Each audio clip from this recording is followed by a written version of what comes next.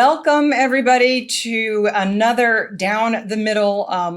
I have always had a huge interest in demographics, and I cannot tell you how much we are about to learn from one Dennis McGill. He's Director of Research and co-founded Zelman Associates. You may recall a few months back, we had a Down the Middle with Ivy Zelman.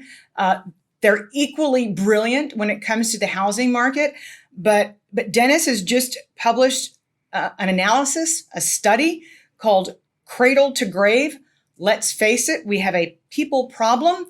Before we go there, though, I want to take Dennis back to kind of how he met Ivy and how she influenced his perspective, shall we say, on the work ethic. Yeah, well, thank you for having me, Danielle. This is fun. I look forward to talking about it. And not that many people will either admit or be truthful about enjoying demographics. It's, as you know, probably can be a pretty boring topic, pretty slow moving topic, so not front page material, but in the world of housing, obviously matters quite a bit. So the funny backstory or history with Ivy and I is we've worked together for over 20 years. We've never worked in the same city. She's always been in Cleveland as long as I've known her, and I've always been in New York. And I actually started working on her team as an intern. I was in between my undergrad and graduate programs at Michigan, and didn't have a whole lot of insight on what I was going to do, and was pretty naive about the whole thing, and lucked into a internship for this analyst working in Cleveland. And I was at school at Michigan from Detroit, so was familiar with the Cleveland area and thought it kind of strange that a Wall Street analyst, a very successful one, worked there. But that's probably the way I was able to get the job offer. Sure. And then requested a kind of full-time offer back to Credit Suisse, and she requested I be brought back to her team. And my only stipulation was that I would have to work in New York and not Cleveland. And then the rest is history. We've been partnered together since, and I had a lot of great mentors on the team early on, and then as people started to depart, and I became sort of the sole senior member, and we grew from there. And tell me about Sunday not being fun day. Yeah, one of my earliest memories of Ivy, I don't even know if she interviewed me for the job, so I probably didn't meet her until after I'd done a few weeks of work in New York, and then the rest of the summer was in Cleveland. And I was always in the office late in New York, even. It's just that it was the mentality of the team. There was a lot to get done. And so I carried that over to Cleveland and would often work on the weekends as well. And I remember being in all day on a Saturday and then thinking, well, Sunday can be a day where I can just regroup. And I got a call probably around 4 or 5 o'clock on Sunday from her in a fairly irate voice wondering where I was and why I wasn't at the office. And she placed the same call to the other associates as well. So it must have been a bad weekend for some reason. But it instructed us that Sunday's not a day off. And it is, if you want to succeed in this industry, you got to work hard. You got to work hard, especially when you're young. And it certainly stuck with me. I think there was always an ambition to be there and be working pretty diligently, even when you're not expected to be. But I think it kind of anchored that even more to know that if you want to be successful in a tough industry with a lot of smart people, the easiest thing you can control is effort. And that's one way that you can differentiate yourself early on. And that was a clear message I got. That's a great philosophy. Speaking of effort, I have to ask a little bit of background because it took me a very long time to get through this massive analysis that you have just published. How long did it take you to put this together? Yeah. Well, we started back when we were at Credit Suisse. We actually didn't do much demographic work on our own. We had a good relationship with Joint Center at Harvard. They do a lot of tremendous work on demographics, and a lot of times we would just sort of ingest that into our process. And it wasn't until we started Zelman Associates in 2007, and we started to expand into other areas. And one of the areas we got into shortly after starting the firm was multifamily. Mm-hmm. And the whole point of covering multifamily was, well, we're already doing all this work on residential and we understand housing at a high level, but if we're going to cover multifamily and apartments, then we really need to understand what determines whether someone lives in a single family home or an apartment. Mm-hmm. So that sent me down a path of trying to figure that out. And ultimately that was more of a demographic type question. So as I got more familiar with all the demographic data that was out there and started to triangulate out a lot of this What actually dropped out of the middle of it was single family for rent, which at that time nobody spoke about. This was in 2011.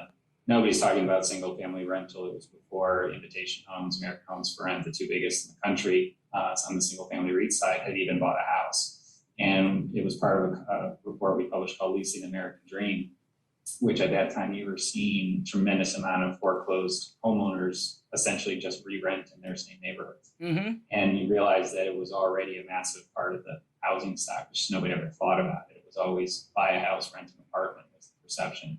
So that's where it all started. And then we published another report in 2013 called Quill Demographic Spring, which was where we really took the effort of forecasting a lot of this stuff on our own, starting with population, age-based type analyses and extending that to housing, and doing it in a way where it wasn't just high-level forecasts, but understanding how people live and why they live that way, and trying to understand it granularly at the age level. Are they living alone? Are they living as a married couple, as roommates, et cetera? Because once you know that, you can actually predict much easier whether they're going to be in a single-family home or a multi-family home. And from that point on, there was always an idea of, well, this would be a continuous process of updating that long-term thought around demographics. And I actually have a notepad that I update my to-do list on every single week. And once I put something on there, it doesn't come off until it's done.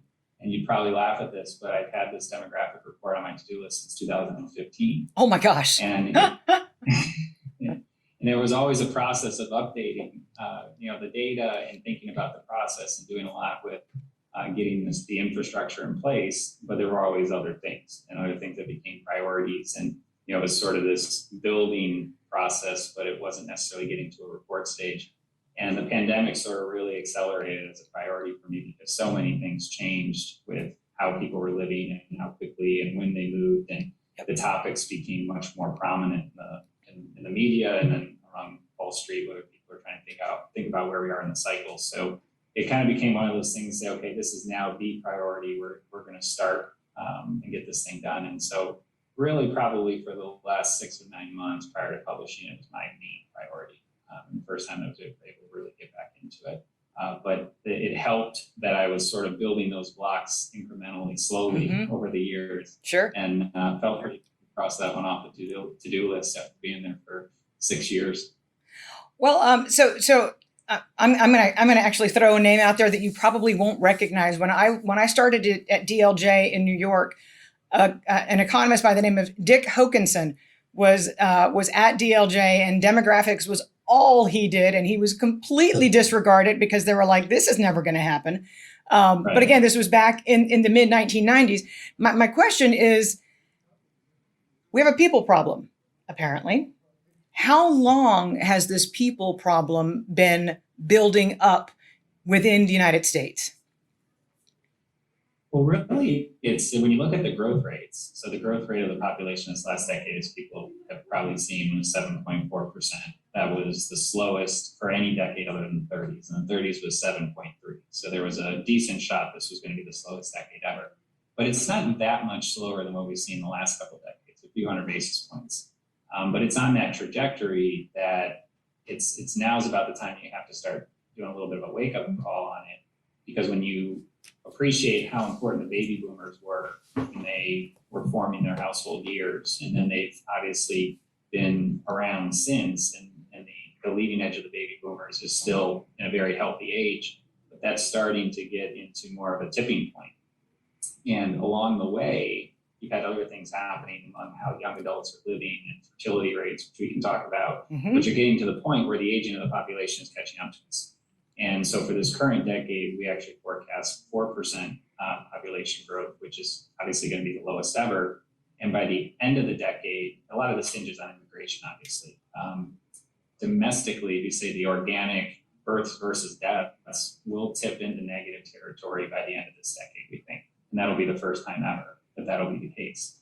As you have the older generation, just the magnitude of it certainly improve life expectancy, but the magnitude of the generation will lead to more deaths than we're seeing on the younger end of births. So immigration will be the only way that will be driving the population growth once you get past this decade, which brings about a lot of different conversations about how you want to think about immigration. But I think that's the wake-up call, is that you don't have this persistent growth backdrop that's been part of the country and part of housing for the last 100 years, basically. So you've used the word growth about 10 times in the last 3 minutes. So if I understand you correctly, and I think that this is a critical distinction that a lot of people don't make, size does not matter when you're discussing populations. Right. Yeah, and particularly with housing, and it depends which part of housing you want to think about. If you were trying to figure out how many home sales there were in the country, or should be, over time, then the size of the population and the number of households, and certainly the age of those households, since older people move less frequently than younger people, would be the way you would approach that. You would start from the capacity, if you will. But when you're talking about new construction needs and incremental growth, too often those things are mixed. So when you are comparing housing starts to population, you're comparing a flow to a static base. And what you really have to think about, if you want to think about housing starts or new home construction supply, you have to think about that flow versus the flow of the demand side, which indirectly is population, but more directly it's households. So it's the change in households that drives new construction. Those are the two flows that need to match up. And you'll see, particularly with a lot of the research that's being done by third parties now or other analysts, you'll see a lot of comparisons of starts to population. I've seen it in the mainstream media. I've seen it with relatively smart clients or analysts to say, well, look at how many starts there are per person. And they look at that through time. Or they look at 1970, the population is X. Today, we're significantly larger than that, but we're building fewer homes than we were in the 70s. And they'll use that as justification to say the system's broken. We can't bring housing supply to market because of all these different factors. And therefore, we need to build more, and we need to figure out ways how to build. And it's just a mathematical inconsistency. I call it mathematical insanity when you are comparing those two numbers. So things have been slowing down for a few decades. And we'll get into the nitty-gritty of the flows in and out of population growth. But how did the pandemic affect, obviously it expedited the need for you to delve deeply into this subject, but let me back up. How did the 2009-2010 recession affect the growth of households? Let's ask that question first. Yeah, it's a good way to start it, because that was that report I mentioned in 2013, that first really deep dive we made on this topic, and had a lot of our own proprietary forecasts out there, was coming on the heels of that data. So decennial 10 census data had been released. They had a lot of granularity. We had just come out of the Great Recession. We were at that point pretty optimistic about the housing recovery. It was in early 2012 that we said, okay, this is kind of our official flip of, we think the recovery started. And that was I think you can still say, this current recovery. And so you had a lot of great information to work from, and what you had to decipher was how much of this is cyclical and how much of this is secular, because you had obviously very high unemployment rates, especially among young adults. So it didn't impact the population side per se, other than probably depressing birth rates at that time relative to where they were, fertility rates. But it had a lot of impact on how people were living because of the financial circumstances, both in forming households, particularly among young adults who, if they didn't have a job, obviously there's a lot of pushback on their ability to be independent and on their own, which means you had a lot more young adults living at home, which is destructive for housing demand. And then how they live within the ecosystem, multifamily to single family. So you had excessive single family dwelling during that period, because anybody who wanted a mortgage could get a mortgage, and you pulled a lot of people in single family that probably couldn't really afford it. And the recession not only gutted the demand side, the employment backdrop, but it forced a lot of people that were in single family to probably either decouple back down to multifamily or back into friends or families' homes. So as we were forming the outlook for this decade, one of the big assumptions we made was that double up factor, the young adults living at home, which was far higher than any other period we previously had seen. would reverse, and that would be a tailwind on top of normal demographics as they unbundle and go back on their own. Yeah, there was a lot of talk about they're going to move out of their parents' basement. I mean, that was kind of the thing, the cliche. The millennials are going to move out of their parents' basement, and it's going to cause a huge housing boom. Yeah, and when you look at the data historically for those age cohorts, and we tended to break it out into 18 and 19, and then every 5 years thereafter, every cohort had a bundle up headwind. So it was universal across young adults.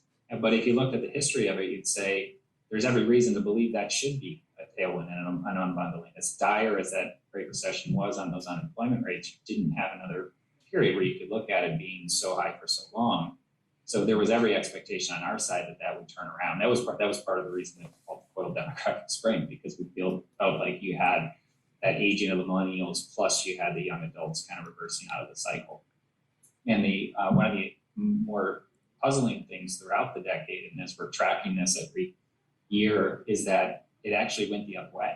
Young adults at home is higher in 2020 than it was in 2010, which is mind-blowing when you think about the cyclical headwind and the economic headwind that was happening in 2010. And just bundle over that period is quite surprising and telling. So just to contextualize it, if you will, just round numbers, where were we in 2010 versus where we were in 2020? Yeah, so I think if I'm remembering correctly, 2010 was probably around 20%.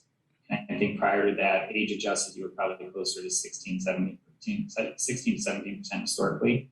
And I want to say it was probably another 200 basis points or so this decade, 2020 versus 2010. So fairly material, especially when you kind of normalize for the age cohorts. And it was a dynamic that was playing out throughout the decade. It was every year you were kind of seeing it inch a little bit higher. And as you got further and further away from 2010, you didn't have that same excuse of, well, the young adults were impaired by the Great Recession. I do think that there was that cohort that was impaired was probably permanently impaired to some degree, because they didn't have the time to save. Their first job was either less than what they wanted or maybe not at all, and it took later to get on the career trajectory. They were probably accumulating debt along the way.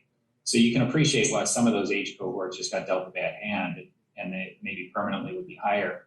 But you're also seeing the younger cohorts that were maybe in high school or earlier during the Great Recession also having an upward trajectory of time at home. So that's one of the key analyses that we have to go through, is trying to figure out, is that temporary, is it permanent? And looking at it at the different age cohorts, because there are different factors as you go across. As you look at the youngest of 18 to 19 as an example, a lot more 18 and 19-year-olds are actually in high school now than there used to be, either because they start later intentionally, or different age brackets for different states. Young adults going to college obviously has an upward bias on that as well. So some of this stuff is actually longer term positive for the economy, and you would think income growth, but it can be a headwind in the near term for household formation. And particularly what you see is females actually going to college at a much higher rate than historically. And the share at home has been pressured most by males. So you can kind of get into that a little bit, but there are undertones to the share at home that we think are more structural. We started to tear this apart a bit more in 2016, 2017, because that was the point where we're looking at the data and saying, why is this not reversing? What is going on with these age cohorts? So why would a male choose to live with his parents for longer versus a female who's like, bye-bye, I'm leaving, I'm going to college, I'm going to go, at least I'm going to follow the at least 500 miles away from home rule? Yeah, I think you see it in some of the national stats, right? Unemployment rates for males at the same educational level, and females in some cases are more pressured, or for those without a college degree, males kind of screening more negatively than females. So, I think it's our sex being a little bit lazier and probably playing too many video games to matriculate up. But oh my gosh, I'm going to have to save this for my teenagers. I'm going to clip what you just said. Anyways, sorry to interrupt. Go on. But some of it is actually, when we dug into the factors, there were different things people were speculating on. Well, is it just an unemployment thing? So if you can solve the unemployment problem, then you'd solve the share at home. But we actually separated the cohorts between those that are employed and those that are not, either part-time or full-time. And you actually saw, even among full-time employed young adults, the share at home had gone up over the last 10 years. So it's almost a willingness to be at home, whether that's because you're trying to save for something or you just prefer to be at home, the parents prefer to have them at home. There certainly seems to be less stigma around living with your parents at an older age than there used to be. One of my colleagues brought up when we was reading the report, he said, it makes me think about that old show, Get a Life, with Chris Elliott, and I hadn't heard that in a long time, but it used to be, literally get a life, get out of the basement, but now it's not as much of a stigma. So the one thing that we found after going through all these different factors that actually was very telling was the decline in marriage rates, where as the younger generations have either foregone marriage altogether or decided to get married later in life, it's really altered that trajectory to independence. And that's universal across the country. And that also wraps into less marriage, lower fertility, less likelihood of having children. So those two big catalysts of marriage and children that tend to, if you're not already on your own, force you on your own. Right. Those have been under pressure. So you can actually explain some of this by pretty visible factors of less likelihood of getting married, less likelihood of having kids, and a higher propensity of going to college, particularly among females, is sort of pushing out that formation. And as you get deeper into the age cohorts, you get closer to 40, some of the stuff balances itself out, but it does have a steeper trajectory to it than it used to. Well, plus even if you're putting off marriage as opposed to never getting married, the longer you put off marriage, the fewer children you're going to have.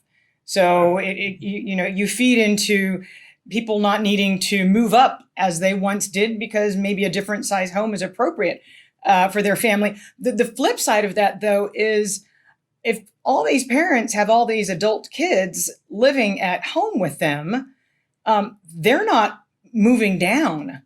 They're not downsizing. They can't downsize if you got your kids, if your kids are living with you.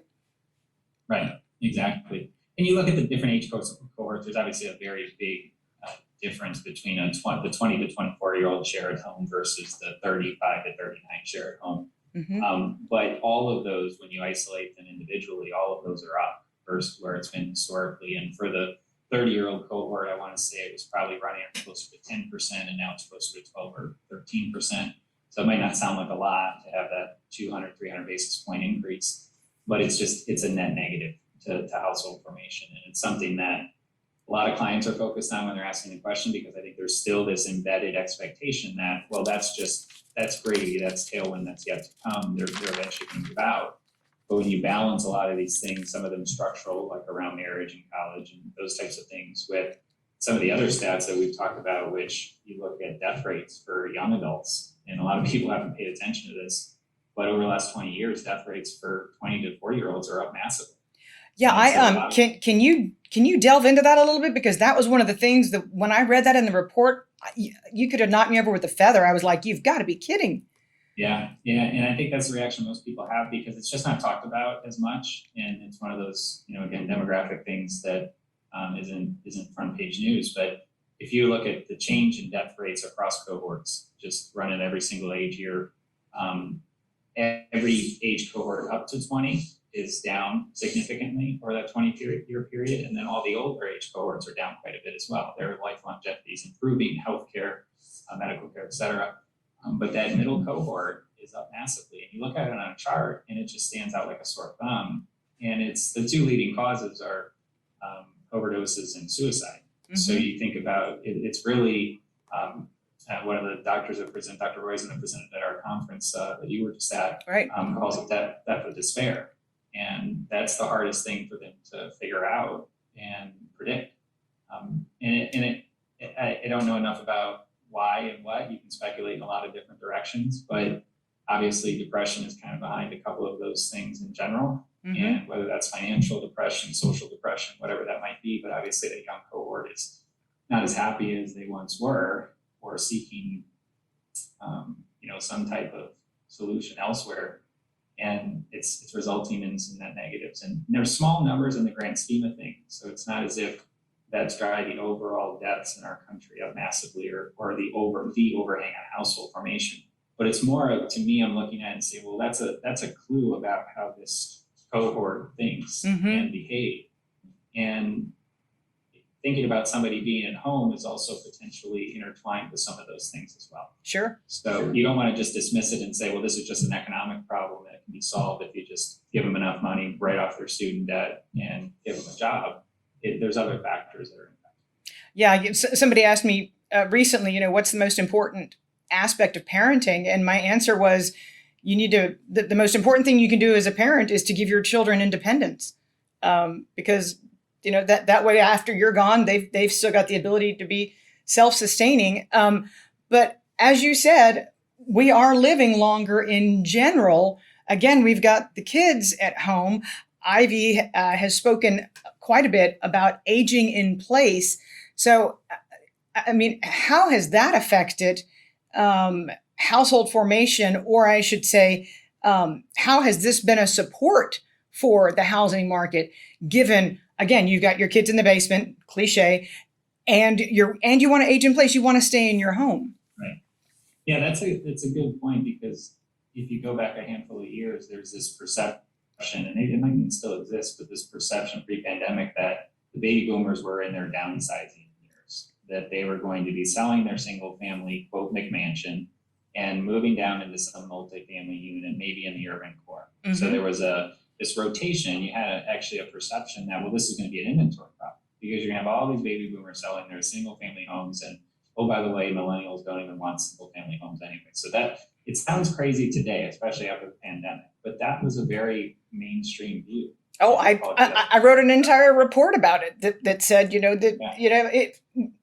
if the stock market crashes and people's portfolios fall out of bed, then they're going to have to get rid of their McMansions, and the millennials don't want them. So exactly.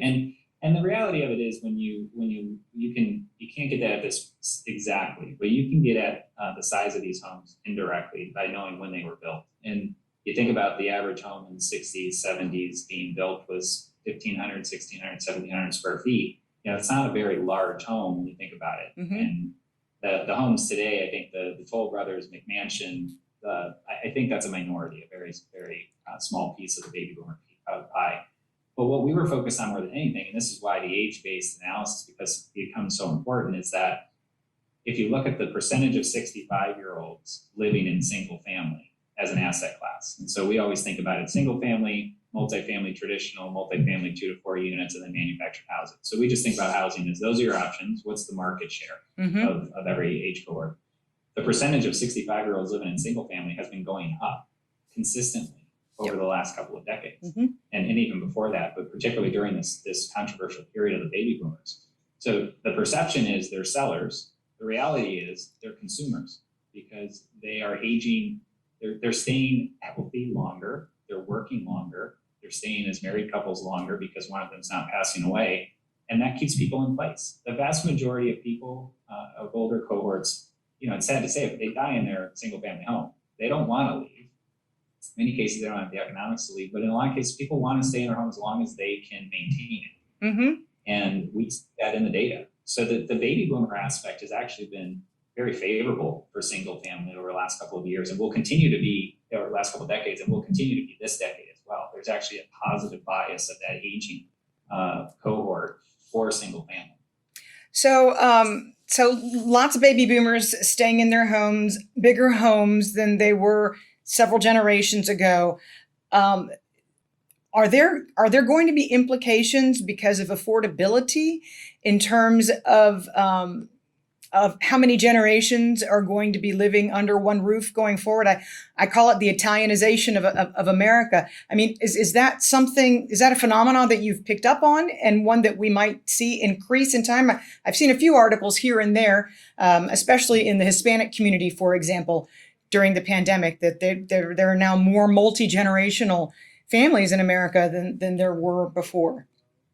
Yeah, it's definitely a factor you have to quantify and include in the analysis, because it has been happening in the last couple of decades, and there's no reason to think that it'll stop happening when you consider that the growth of the population is largely happening among minority cohorts.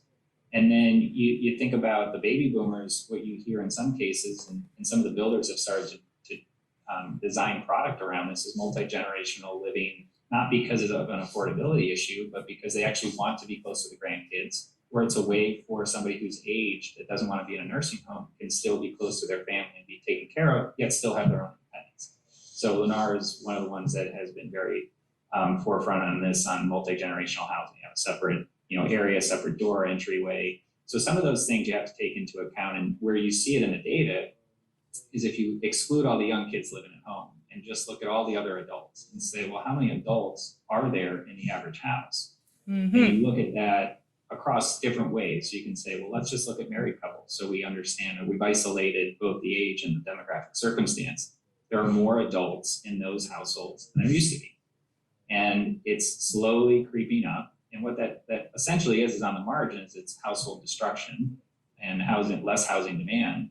And when you peel it back even further by race, what you find is Blacks, Asians, and Hispanics all actually have a higher percentage of adults per household, controlling for age, controlling for circumstance, demographic circumstance. So if that's where the growth of the population is, you have a mixed impact alone. Then on top of that, the affordability question starts to come in. Are people doubling up and tripling up because they want to or because they have to? I think there's an element of both. And the affordability element is one that is probably going to get even more attention as you keep rolling forward, especially after the last year and a half where you've had so much upward pressure on home prices and rents. Well, and you've also seen, a large withdrawal of workers, of childcare workers. So childcare is obviously more expensive than it's been. So, being close to that grandparent is possibly not even really an option. Maybe you need to have your parents close to you Right. because of some of the developments that we've seen and some of the changes that we've seen in the composition of the labor pool, especially with millions of moms who were forced to drop out of the workforce because of virtual learning and all this. So I guess that brings us back to the pandemic and how that has amplified, accelerated, decelerated trends that you had seen in demographics and housing. Yeah. The first thing, the thing that is very obvious to anyone who's paying attention is that you had a lot of movement of households, particularly those looking for space, whether that's somebody who was in a multifamily unit, particularly urban poor, that wanted space. So that means moving to that suburban area. And a lot of the migration data that you can look at, whether it's post office or some of the work that the Fed has done, it shows that the vast majority of urban departures are to that same metro area, to the suburban areas up there. So it wasn't a situation of the New Yorker picking up and moving to Austin as much as it was the New Yorker picking up and moving to New Jersey or Long Island or Westchester. And I'm gonna interrupt you one more time here. Zelman and Associates has done extraordinary work about what you just mentioned.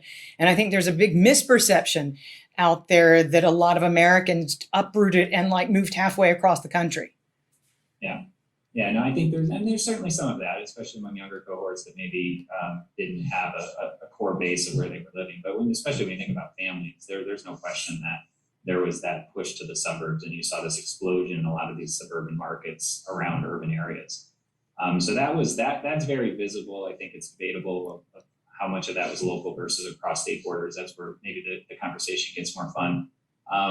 But when you think about housing as a whole, what I think the pandemic really did on the margin was it destroyed incremental housing or household formation. Now, most of the government data on this topic is very volatile. There's a lot of surveys the government produces that people use to try to estimate household formation, which is essentially the change in households. It's the incremental number of households coming to market. And household means if you weren't a household before and you became one on your own, that's household formation. That's you moving out of your parents and being independent. You moving away from college and being independent, or two roommates splitting up and both of them having their own. That's all household formation. If you think about the pieces during the pandemic, young adults moved back home at a pretty rapid clip. And while they've started to reverse that, the share of young adults living at home today is still higher than in 2019, same time. And that's across all the young cohorts. So young adults have actually been a headwind in that regard. There's 2 million fewer young adults employed today, around 48 million, than pre-pandemic. It was close to 50 million. So you can kind of understand on the margin why you'd have more young adults living at home. It's hard to underwrite that and say, well, that was a catalyst for household formation. So the young piece, I feel pretty confident saying that's kind of net household destruction that we had from the pandemic. You think about deaths, you obviously had more people die than normal And if you roll that through, you had about 600,000 excess deaths in 2020. You're probably going to be closer to 450, 500 this year. That's incrementally a 300,000 to 400,000 household unit drag. So more people on average, as you run that through house headship rates, understand how those people are living. And then immigration. Immigration is typically a huge impact on incremental population growth and household demand. And you know that immigration was down massively in 2020 and is still down significantly this year. So you take each of those pieces and you say, well, it's very hard to argue that you actually created housing demand during the pandemic. It's very easy to say you destroyed it on the margin. Not to say you didn't have household formation, but you had a lot less than what the trend line was. The perception is that, well, clearly the pandemic was great for housing and household formation. It was great for home sales, and it was great for second homes. But when we're trying to get at core demographically driven primary demand, it was actually net negative. Okay, so what you just said, you should probably stop and repeat, because that is at the core of your analysis, what differentiates your philosophy, your view, and it's just hard data, but just repeat it one more time because it's so important. Yeah, household formation, which is primary housing demand. We could talk about secondary demand, second homes, separately, but core housing demand, as we would think of it, slowed dramatically because of the pandemic. Every component of what drives incremental demand went the wrong way. And this year you still have the drag from immigration, you still have the drag from excessive deaths. The young adults are starting to reverse the headwind from last year. Like I said, they're still higher than 2019, but they are starting to unbundle back. So that's been helping, in particular on the multifamily side. In our minds, it's probably the biggest catalyst for why multifamily has had a great revival this year, especially in the urban core. But you kind of have to sit there in a lot of cases and say, as people kind of debate this, where are we in the housing cycle? And have gotten to this point where it's almost this Uber cycle still in front of us. You kind of have to rewind the clock and say, well, let's go back to the end of 19. And where were we all talking about the housing market at that point? Home price appreciation was solid, but it was actually decelerating. It was the slowest year for home price appreciation on our numbers since 2011. The whole cycle. And rent growth wasn't much better. Home improvement spending growth was the same. It was the worst year of the recovery. It was only 3%. So the consumer wasn't drastically leaning into housing. They were okay. It was a very solid situation, but it wasn't this this backdrop that you'd sit there and argue there's this just overwhelming amount of demand that we have to satisfy. So you kind of take all the things that happened during the pandemic from the home sales side, and a lot of that was driven by people who were either looking for a second home or really mortgage rate driven to upgrade, particularly people that already had a home. And you understand that pull out of multifamily into single family. So you had all these factors coalesce to really drive single family demand at a point when and drove home price appreciation. But it doesn't mean that that's now the new point to extrapolate from. I think you almost have to acknowledge that there's this bubble up factor that happened. It was real. We know why it happened. But now let's take a step back and say, okay, as we think about 22, 23, 24, did we pull a lot of demand forward? And now we have to think about how we pay that back. Or is this the new paradigm? And that's where I think we differ with a lot of folks that are simply taking this data and now underwriting this really aggressive pent-up demand, lack of supplier. And that's not what you foresee. And one of the best charts I think in the report is one where we simply are just showing household formation by decade. And if you go back to and I'll be sure and share some of these graphs so that we can flash them up on the screen. Yeah. And if you go back, we have this data really forever, but you look at the 1990s, they had about 13.5 million households formed. And then from 2000 to 2010, the reported number, I think, was 11.2. And then this most recent decade was 10.1. So just factually stepping back and looking at those data, you'd say, okay, that's a step function down each decade.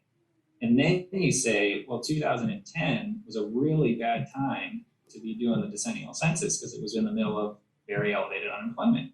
So that would have probably been a drag on household formation at that time, that snapshot in time. And so we actually tried to estimate, well, what would that drag have been? What if we didn't have the elevated unemployment? How many more households would we have had? So you adjust for that cyclically, and we think you probably were closer to 11.9, high 11s in the 2000-2010 period. And then from 2010 to 20, because you've raised the base, now you're sub 10 this most recent decade. So no matter how you look at it, you've got this very clear step function lower. Mm-hmm. And yet most people are starting their process of, well, how many homes do we need to build? We'll say, well, we've always built 1.5 million. Just look at the long-term trend line. Go back to 1970, that's what we've done. And yet they're not acknowledging that the core tenet of new construction, which is household formation, has been falling throughout that period. So why anchor yourself to some historical figure on supply when the demand side has clearly changed from where it was? And yet the histrionics of a recent report from the National Association of Realtors saying we've got a 6.8 million home deficit over the next decade. It's just absolutely cats, dogs falling from the sky, just mass disaster. And that I think that is the conventional wisdom right now. Yeah, and I've read that report. I'm sure you have, and a lot of people have. And it was a third-party consultant that was hired to do it. I could have saved them a few dollars, I think, on that one. I wouldn't like my message as much, but it would have saved me some money. But you read that report, and I'm always careful to criticize other people's work. I think everyone's obviously got some intellectual capacity behind it, but you read that report, and the entire thing is talking only about supply. How many units did we build? How many did we then build this last decade? And let's compare those two numbers. I think population and population growth might have been mentioned in the 30-page document twice. So how do you try to estimate what you need to build if you don't have a process to estimate the demand side? Mm-hmm. It's just mathematical insanity. That's what I mentioned earlier. It's hard to kind of even win an argument without going through that process. And there's some others out there that have actually approached it in a way more similar to how we would approach it and get to numbers that are not as aggressive as that NAR report, but still multiple millions of shortfall. Freddie Mac's one everybody cites, so close to 4 million. It's a more thoughtful process building from the household level, but they argue you need a structurally higher vacancy rate than you've seen historically. So we need more empty homes, which is why we need to build more, which I don't think we agree with, but at least it's a structural argument that mathematically makes sense. Mm-hmm. But you don't need many of these to be out there for that to then be the media story. And then once it's the media story, then it's the company story. And once it's their story, then they just invest in that way. Well, so we have seen quite a bit of home building of late. Are there areas where we have risk of being oversupplied? And are there areas where you see great big deficits, areas of housing that have not been built, that should have been built? Yeah, I think there's obviously always that geographic undertone to this. And that's one of the things that came out of this report is when you look at, we actually looked at 9 states that we call them slow states, where they had never achieved 5% or greater population growth in 4 of the last 5 decades. So they have been persistently slow growing states. And you can guess some of them: Connecticut, New York, Illinois, kind of the Rust Belt, Northeast, older states. And we looked at how their new production has trended over time. And not surprisingly, as you've slowed population growth, slowed household formation, the number of new supply coming to market has fallen dramatically, down anywhere from 60 to 70% from the 1970s, depending on how you want to think about the overbuilt situation. So that's just the reality in those states, and that's kind of what the country is moving towards with the slower growth environment. If you look at the vacancy rate in those states, however, it was 9.1%. The vacancy rate for the whole country was 9.7%. So it's not a situation where that slow growth environment led to an excessive amount of homes, and then in the rest of the country, we've absorbed all the homes. You've seen the same dynamics play out, because as weak as those areas are demographically, who doesn't know that? Who's not sitting there? Is there anyone arguing that they should go build in Illinois and Michigan and Connecticut because there's this massive opportunity of growth? No, every incremental decision that you see is, oh, we're going to go grow in the Smile States. We're going to grow in the Southwest and Southeast. Mm-hmm. And when everybody says the same thing, then it's no longer just, well, I have to understand the demand side, but I also have to understand the supply side and how that's going to match up. And I think that's where you start worrying about, it's not so much that you're not going to have above average growth in some of these states, but it's, well, what level of growth are they expecting and supplying towards? And just like at the national level, if you're anchored in history and you build to that, you're going to overbuild. Mm-hmm. So you actually worry everywhere, Because if everywhere is anchored to history and everywhere is slowing, which it is, even in the high growth parts of the country, the household formation you're going to see this decade is going to be down significantly from what you saw in the 70s, 80s, 90s, because the demographics of the aging population, that's a national thing. Yes, you get a better in-migration and you get cross-country flows that help, but you're still dealing with a lot of these same dynamics. Young adults at home, older generation, aging. There's a lot of factors, immigration impacting the incremental number of adults per household. So it is something that you're seeing across the country. And from a supply side, the other aspect is if you take the different components, so home building, single family for sale, single family for rent, which has become an explosive area, and then multifamily, even thinking through the impacts of the pandemic, as we mentioned, if you had to pick a part of housing that would have been net negative, multifamily would be, that part, especially the urban core. And yet multifamily permits and starts are exploding higher as well. So there's really no conservatism across the developers. And right now, because it takes time for this stuff to come to market, plus the consumer is so engaged in the housing, there's nothing that's going to disrupt them in the next probably 6 or 12 months. They're always going to lean harder than they probably should. So you don't have this, red flag that something's just going to fall off a cliff in the next 6 or 12 months. But as people are putting their investments in the ground for development, builders, single family for rent, multifamily, if you're out of 12 months, 18 months, and they think you can build 2 million units a year and still have a deficit because everybody's telling them that, and really you need to be building 1 million, 3 million, 4 a year, then at some point you run into that. You can't overbuild forever.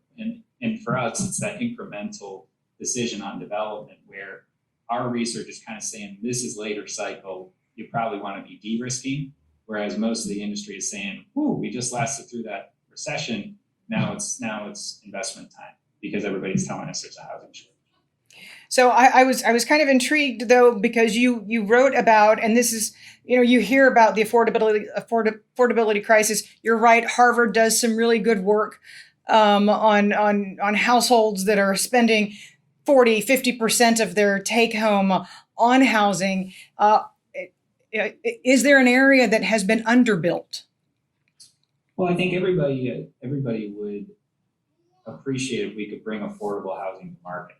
And it's a topic that I think will only gain more mind share as you move forward. But let's talk about what is getting built, because there's a reason why affordable is not. It's because it can't economically work for the landowner and the builder. You need some type of government incentive or some type of partnership to encourage that type of building. The idea that somebody can build a new unit that meets the monthly payment capabilities of the middle income cohort, it's very difficult with land costs where they are and construction costs where they are. So, I don't mean to be like dismissive of this idea, but I think everybody would like to drive a BMW too. But you can't build a BMW no matter how you try that's going to meet that price point. And take single family built for rent as an example. We just did a big report on that as well. And there's this perception, well, that's affordable housing. That's the solution, because you're bringing a rental product to somebody who can't afford a home. The monthly payment on most of that product is $2,000 or more. And you think about somebody who's in a multifamily 2-bedroom rental, they're probably closer to $1,000 of rent. So what are you really solving from an affordability standpoint with that product? It's not hitting at the core of the market.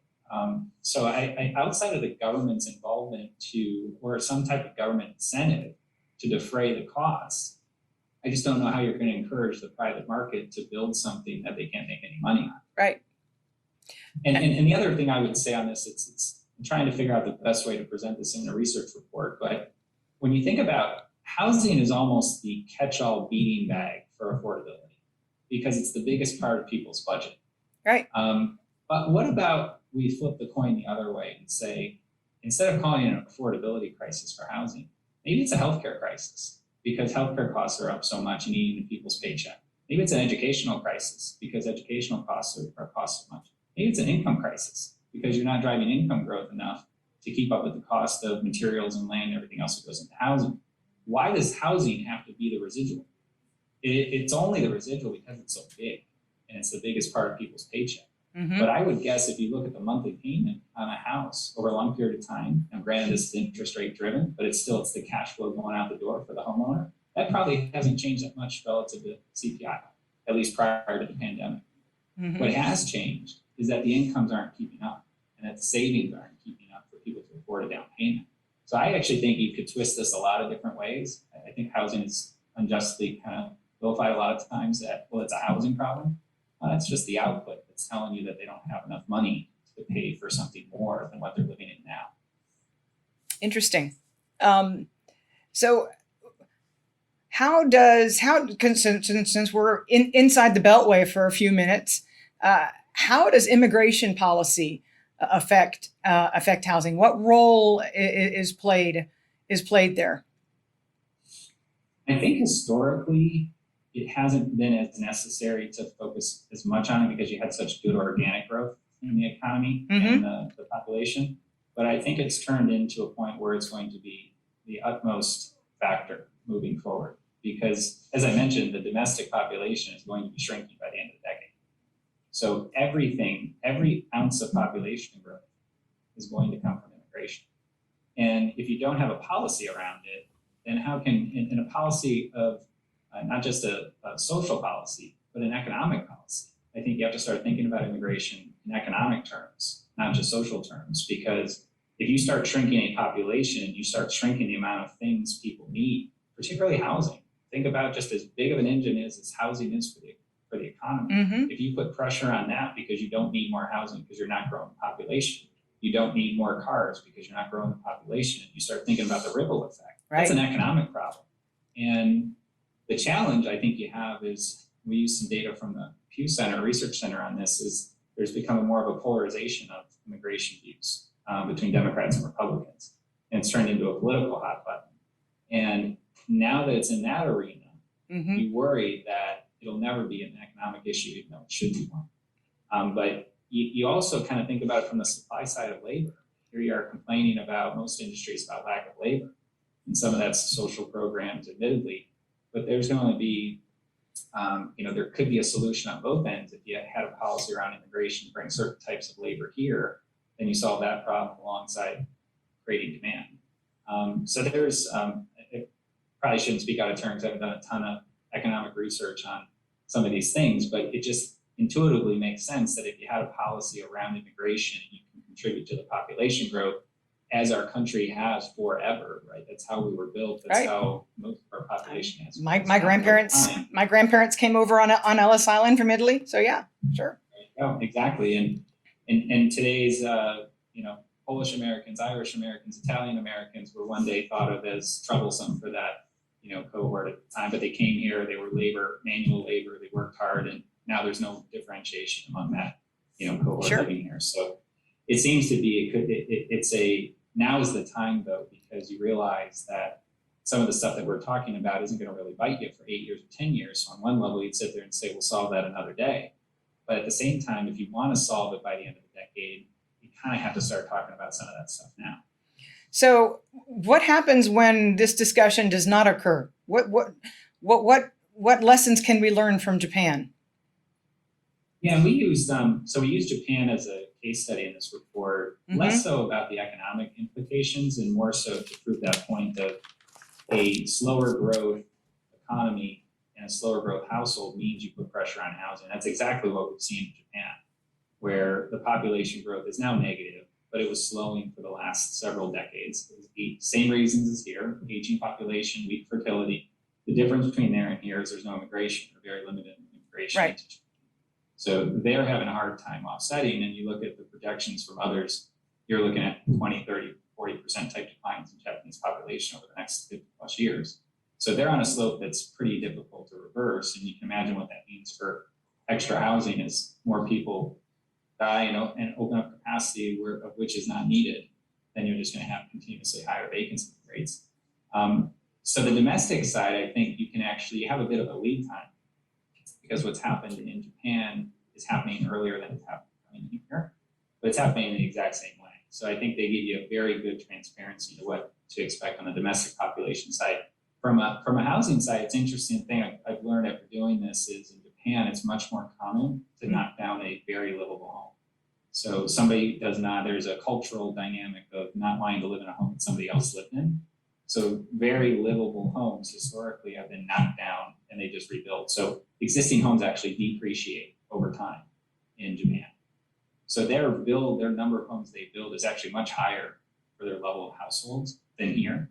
So some people might take a false positive out of what they see out of Japan. Obviously, that's not going to be the circumstance here. Mm-hmm. So I think there's a lot to learn. And the interesting aspect of it for me is that you have some lead time to learn from it. It's right in front of us. There's a blueprint for what happens if you don't have immigration and your domestic population starts slowing or declining. You know exactly what's going to happen if that's the case. But our country could, through immigration policy, change that trajectory that Japan's on. Mm-hmm. The TV show Friends kept coming to mind when I was reading through some of the parts of the report. I hadn't realized that there are so many more roommates today than there used to be. Yeah. And some of that is the way I was phrasing this before the pandemic was I don't think that young adults were on a different longer term path than prior generations as far as getting married, having children, and moving to the suburbs. We actually were seeing that play out if they got to that point in their life. What we were seeing happening is what I would say is they're being young longer, staying young longer. Mm-hmm. Staying unwed, which means no kids longer, enjoying their 20s longer. And that might be because they're starting their career later after going to college later or other factors. But it was a steeper slope to go from multifamily to single family. The trigger was happening later in life. And I think that's going to be with us, through this decade. I think it's very unlikely that you're going to start to see marriage rates pick up, or based on just what you've seen historically from some of these age cohorts, or fertility rates reverse. And what that means is if you're going to be younger longer, you're going to live like you're younger longer, which is more likely to be a roommate, not necessarily, but more likely to have a roommate, more likely to live alone perhaps, more likely to be urban than suburban for that extended period of time until you get to the point of family orientation or needing more space for a family. So that again is back where, as we tear all this stuff apart by age cohort, some of this just kind of stares back at you in the data, because you can see this happening over time, and it matches up with intuitively what we see from our friends and family and work colleagues and so forth. Mm-hmm. We understand why it's happening. So talk a little bit about the home building industry's perception of the supply that's needed and what your calculations have drawn out. Yeah, and to think about this in maybe smooth terms, because you have a cyclical element to it. Mm-hmm. And what we're trying to do is say, well, we know we can't time the cyclical piece, especially around mortgage rates, but we can certainly understand that will smooth itself out. Mm-hmm. So our math is that you have about 10 million households formed over the decade. That's going to be the core driver of new construction. And then on top of that, you've got a vacancy contribution, which is essentially saying as the stock grows, you'll have an incremental vacant unit growing with it just to maintain the vacancy rate for the whole country. And then you'll have what you have to replace whatever you knock down. Either you knock it down intentionally, or you lose a home to fire or tornado or obsolescence. Mm-hmm. You know that as you take that unit out of the stock, then you have to put a new one back in to replace it. So we go through different estimates on how we think about those two pieces. Admittedly, those are harder to model than the household side from my perspective. But you use history as a guide, and you use a couple different gut checks, top down, bottoms up. And so we estimate that you need about 1.35 million new units based on normalized demand. So 10 million or 1 million per year household formation equals about 135 on new construction. If you look at that over the course of, that's smoothed out over the course of the decade. Now the math most others would be looking at would be, well, we've always built 1.5 million homes. So let's just assume history will continue and will mean revert. And then because we didn't build enough homes last decade, right, per their math, then now we need to build 1.5 million, but we need to make up for the shortfall. And that's where the NAR, as an example, if you have a 6.8 million shortfall, or even if it's 5 million, mm-hmm. It takes you 10 years to burn it off. You've got an extra 500,000 per year, and all of a sudden it's 2 million a year. So I think that report literally says you could build 2 million a year for the next decade and still be short housing. And, there's different iterations of that math that other people are looking at. But I think the development community as a whole is looking at it and saying, I don't know what the needs are. I just know it's higher than now. And I know we've got this huge safety net of a deficit. That's their perception. Right. So it's a little bit of build, and we'll figure it out later. And what they're queuing off of more than anything, and I get this question a lot, but they're queuing off of the current market. They're saying, well, home prices are going up insanely, rents are going up. How can't there be a deficit? There must be a deficit. The market's telling us there's a deficit. And so they listen, they see the data, and the capital is cheap, the capital is plentiful. So it all brews together for this, confidence from the supply side, and we're seeing that. So talk a little bit about mobility going forward. My former employer, the Federal Reserve, during the heat of the financial crisis, we actually had internal discussions about what will the effect of these ultra low 4% at the time, 4% mortgage rate. It's going to stunt mobility going forward because nobody's ever going to want to leave that mortgage rate. And now we've obviously seen, I think the 30-year fixed got, what was it? It was even below the 3% line. Yeah, just ticked back above it. But yeah, it was. The way that we look at it is, there's this, if you think about where prevailing rates are and then where people's existing rates are, the bigger that spread is, the more there is an incentive to do something, whether that's refinance into your existing asset and lower your carry costs, or to move entirely and use that arbitrage on the rate to essentially upgrade and maintain your monthly payment. Mm-hmm. A lot of people do, right? Use the rate as a way of upgrading. And so not surprisingly, there's a significantly high correlation between the spread of prevailing and outstanding rates and housing turnover and refi activity. And the current period is starting to shrink because of all the activity. But if you look at the end of last year, since 1990, I think, I want to say either 3 or 4 of the 6 most favorable quarters of spread were this period during the pandemic.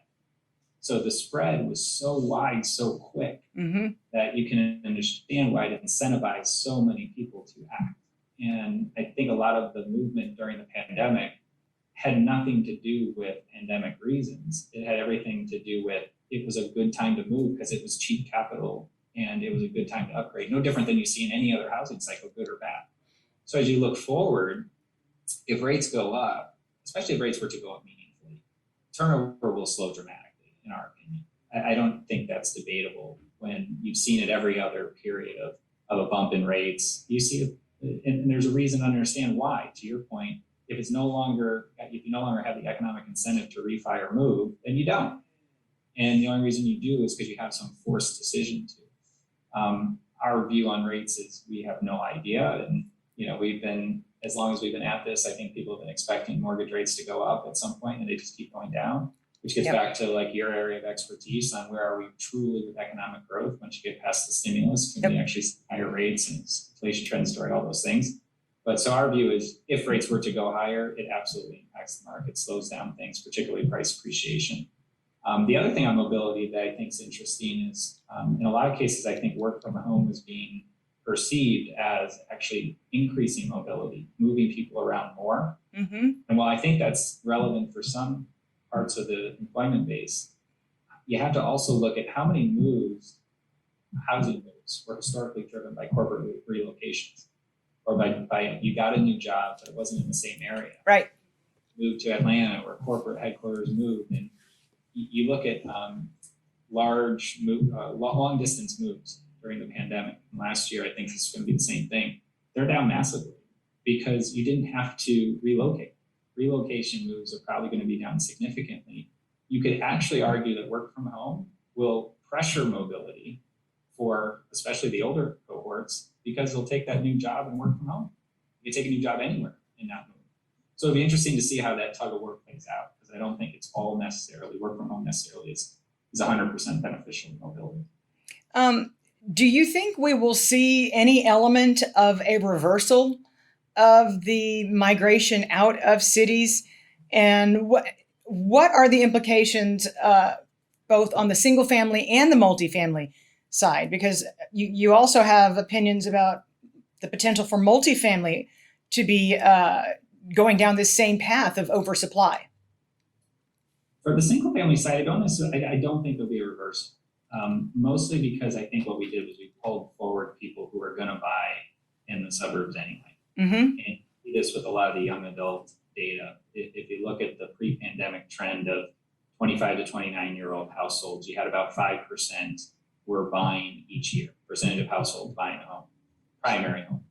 And that jumped to 7-8% for 20 and 21. So you had this very clear trend line, which is a slow and steady demographic thing happening. As people got married and had kids, they were buying, a share of them were buying homes, and that spiked. And then the same thing happened for 30 to 34. And the interesting thing is, if you tear apart 2020 transactions, the strongest growth was among the youngest cohorts, yet the oldest cohorts were actually down in transactions versus 19. The older folks that were afraid of COVID, didn't want to move, didn't want to deal with all this steam, Sure. actually didn't move.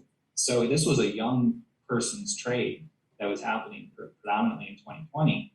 And those are people that probably would have bought in 22, 23, 24. I see it in my own community where the amount of families that moved out of Manhattan will get very young kids that said, yeah, we were probably going to do it at some point, but this forced our hand. And their kids are preschool, and they were previously thinking, well, we would have done it when they got to elementary school. And so, and you hear these anecdotes across the country, and you can understand why. So I think you probably just pulled them forward. I don't think they're going to reverse course. Now the multifamily side is interesting because you pulled them out of multifamily buildings, and now you sit there and say, okay, well, how do we replenish that? You have to replenish that with the younger cohort who was living at mom and dad's, who reversed course, or who's coming out of college. So I think you've got this replenishment period in multifamily where you just have to refill those buildings with younger folks. And there's probably going to be this soft spot for a while, because what the pandemic also did is it pushed people back home, is it didn't allow for that normal organic coupling, married, soon to be kids. So I think you're going to have this soft spot of the, let's say the next generation of single family buyers is probably going to have a bit of a wide spot in it until you can replenish some of that with all the folks in the back end of the year before.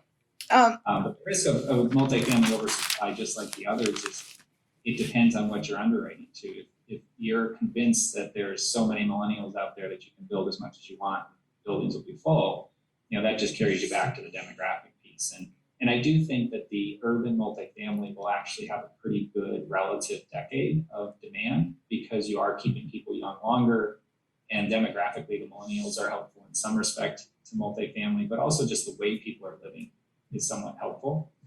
But it depends on, again, back to whether it's going to be a good sector to be in. Will have a lot to do with the supply side and how it matches up. So my final question, because this is what surprised me the most. I went back and I read it and I reread it and I reread it. There's going to be more kids living at home in 2030 than there are today. A higher percentage. How does that happen? Because you wouldn't think that it could go much higher. Yeah. And I think it's, again, one of probably the more debated points I have with clients is back to the assumption, that same assumption we have, and I'm very upfront with clients. Like, we assume the same thing you're talking about now 10 years ago, and we were dead wrong. And we were thinking about it a lot through the decade about why we were wrong and trying to understand why we were wrong. And that's where I go back to, well, how much of this is explainable and how much of it is not. The impact from declining marriage rates, infertility rates, and the fact that you've got a lot of young adults that are getting educated, which also means that they're more likely to end up in an urban location than a suburban location, or I shouldn't even say suburban, rural location. So the rural to urban in our country, there's a very interesting chart we had in our presentation, which was you have 53% of the counties in this country had a population decline from 2010 to 20. 53% of the counties in the country. Gosh. And it is across the country. You might in your head be thinking Rust Belt Northeast. 143 of those were in Texas. So it's a rural to urban situation in our country. And this is very true across the globe. As you go rural to urban, you have fewer kids and you live differently. So this dynamic of young adults going up, some of it we think is just structurally because of the differences in the demographics, principally marriage and college education going up for females. Some of it, though, goes back to things that we couldn't explain last decade, that it's hard to think it's going to get much better, whether it's affordability on the housing side or back to the social dynamics that are going on. Young adults, death rates up a lot, again, leaves us thinking differently about this isn't just an economic problem, it's a social problem. And so I think we sort of reverse course of it to say there's no sign of this slowing from what we've seen. The increase that we've modeled for 2030 versus 2020 is not dramatic. It's a lot less than what we saw last decade. And it is debatable. So we gave some sensitivities as well to say, well, if you don't think that will be the case, let's say you think it's actually going to be consistent with where it was in 2020, then that worked out to be about an extra 500,000 households over the course of the decade. If you think it gets even better than 2020, then that's incremental again. So you could be really bullish with it and say, we think there's a structural change. Young adults are going to reverse course. We're actually going to see a decline, not just to 2020's level, but all the way back to 2010 would get you another 2 million. So you can underwrite something, much more optimistic, but at the same time, are we going to keep getting fooled and hopeful that this is going to reverse course? That's where we wanted to bend more to the conservative side.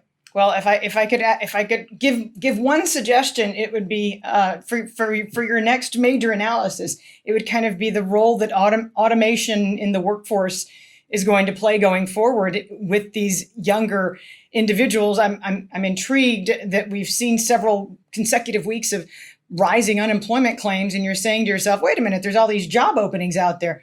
Well, I think if there's one lesson that we'll learn in hindsight about the pandemic, it might have to do with the fact that a lot of jobs were simply made redundant on a permanent basis. So obviously innovation is going to be very critical going forward, but it will play into your world. So I'll look forward to planting that seed, so to speak. So you can. That's a good point, because like I mentioned, even just looking at the jobs, you're at 48 million jobs in that cohort, and it was 50. So as much as the financial markets and the housing market and the ownership markets have improved, for that young adult cohort, you can understand why it's not as rosy as it was. Exactly. Well, listen, this was fascinating. We had a great long talk. I hope everybody learned something. And the beauty of this discussion is that nobody's talking about it.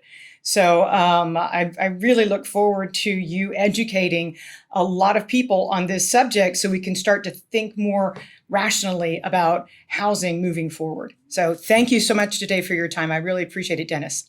No, a pleasure, and I enjoyed talking through it. And I think you're right. I think it will be very topical for a while, and it will be very interesting to see it play out. Well, we'll see you next time. Thanks much. You bet. And you thought demographics was boring material. Wasn't that interesting? I mean, we're going to have more kids living with their parents in 2030 than we do today. I mean, just try and wrap your head around that. If I could say anything, I would encourage all of us to, if you're not married, go out and get married, procreate, form a household, so that we can help with the future economic growth in this country. If you found Dennis's interview interesting, remember that I also have interviewed his co-founder, Ivy Zellman, several months back. So look back at that interview as well if you want to hear more about housing, but less from a demographic angle. And I'll actually also be interviewing her again pretty soon in New York. So look forward to that. And thank you for tuning in to this episode of Down the Middle. This is Danielle DiMartino Booth. Thank you.